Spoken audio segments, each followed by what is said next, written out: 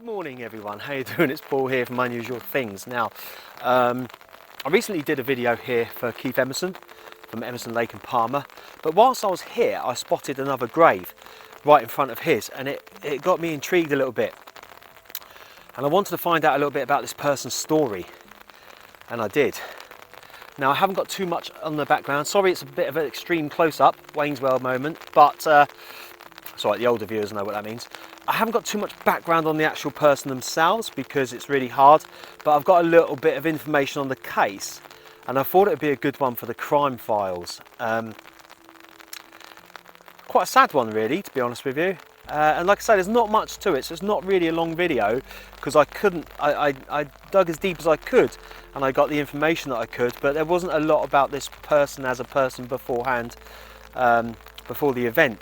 Now, the actual before we start, don't forget, if you like the video today, please give it a thumbs up. Usual stuff, you know, I'm not going to tell you all that again. The actual person is PC Jeffrey Tooley, who died whilst in the line of duty, basically. So I'll tell you a little bit more about him now. PC Tooley and a colleague were conducting a formal speed check using a handheld laser device on a straight and well-lit stretch of road. PC Tooley was standing in the middle of the road wearing a fluorescent jacket, full protective clothing and carrying a torch. The vehicle was clearly exceeding the 30-mile-an-hour speed limit. It did not stop or brake. The driver would certainly have known he had hit the officer, who was dragged or carried up to 100 yards up the road, and the van would have been damaged. Convicted robber John Heaton claimed he nodded off at the wheel when traffic policeman PC Tooley, 26, attempted to stop his van at a speed check in Brighton Road, Shoreham. Chichester Crown Court heard Heaton, 48, had been drinking before the accident and was probably over the legal limit. His barrister, Richard Camden Pratt QC, blamed work fatigue and drink for Heaton nodding off at the wheel, as PC Tooley was stepping into the road to try and stop the van. The court heard Heaton panicked and drove into Devil's Dyke after the accident, where he torched the van in a bid to destroy the evidence. PC Tooley died 12 hours after being hit by the van just before midnight on the 24th of April. Richard Cherrill, prosecuting, described PC Tooley as an experienced, committed officer. He said PC Tooley had acted perfectly, properly during the speed check. He said it is the Crown's case that he did not put himself in danger. Mr. Cherrill said a colleague of PC Tooley's was booking a speeding motorist when PC Tooley saw a white Renault van which he clocked on his laser gun at 50 miles per hour in a 30 mile per hour zone. He said the officer was wearing highly visible uniform, including fluorescent jacket and holding a torch. Mr. Cherrill said the evidence is that as the van approached, there was no decrease in speed.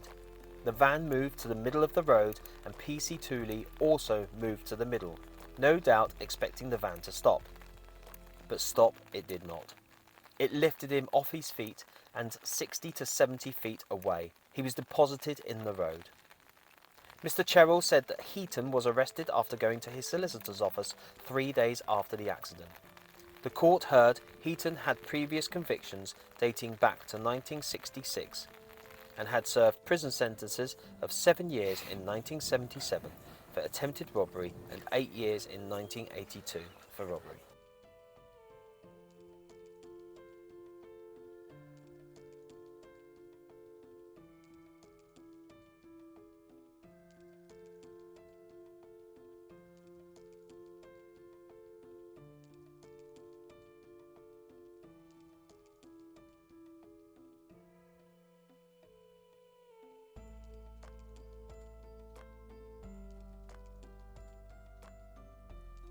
There you have it, that's the information there about PC Jeffrey Tooley. Like I say, sorry I didn't have more information, but I literally saw the grave whilst I was here filming Keith Emerson's.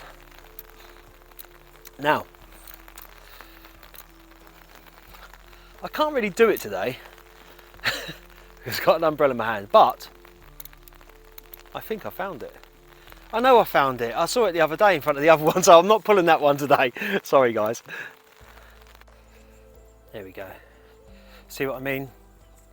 Keith Emerson's grave was behind. That's the one that I was filming last time when I spotted this one, and I looked into it for the crime files. Jeffrey Barry James Tooley, 11th of February 1973 to the 25th of April 1999. Go fly the world, Jeff. Loving son of Veronica and Barry, brother to Russ and Chris. And over here it's got a little bit about his service record. PC Jeff Tooley, Bognor Police Cadets, 1989 to 1992, Brighton Police, 92 to 97, Shoreham Traffic, 97 to 99, and there's a little picture of PC Tooley there in a car. And there's a couple of little policemen down there. There we go.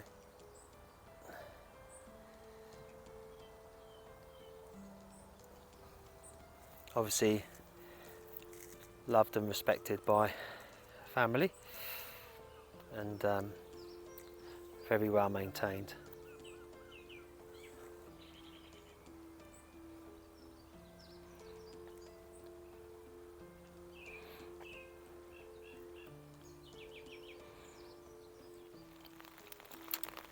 So there we have it, guys. PC Tooley's headstone. You know, for a young man to be taken whilst on duty, protecting others and looking after us, is wrong. And you know, PC Harper, who died a few years ago as well, you know, his wife is campaigning for a law to protect people in service, any assaults against emergency services, the best that she can. So credit to PC Harper's wife. But people like PC Tooley and PC Harper, of course, and all the other policemen and women who have died whilst in service, any emergency service worker, this, you know, let's not beat the chase to it, any emergency service worker who goes to work that day, you know, they have a family at home, whether it's their parents, kids, brothers, sisters, it doesn't matter. And for them not to come home, that's not on. It shouldn't happen. Sadly, we live in a society today where it does happen.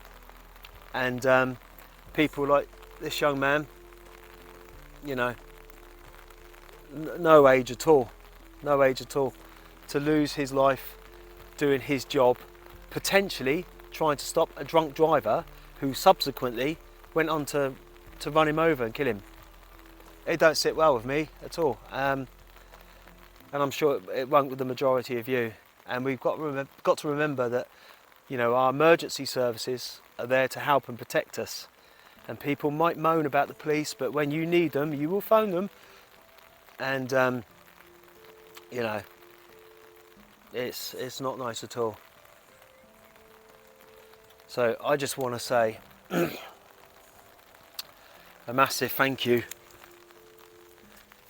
to PC Tooley for your service. And you know, he went to work that day. He don't deserve that. He should have come home. Thanks for your service, PC Tooley. That's one for the crime files today, everyone. And like I say, I didn't really know too much backstory about him, so it's really hard to delve into deeper. But we don't need to, do we? We just need to know about what happened and why it happened, and keep his memory alive. You know, his family obviously look after the gravestone, which is really, really good to see, as any family would do, I think. But just hitting back on my earlier point, and I know some of you might go, oh, it's a bit deep and whatever, but it's not. It's like, you know, you don't expect to go. I work for the emergency services in a completely different role. I know I work in the NHS, but when you go to work, you don't expect to not come home.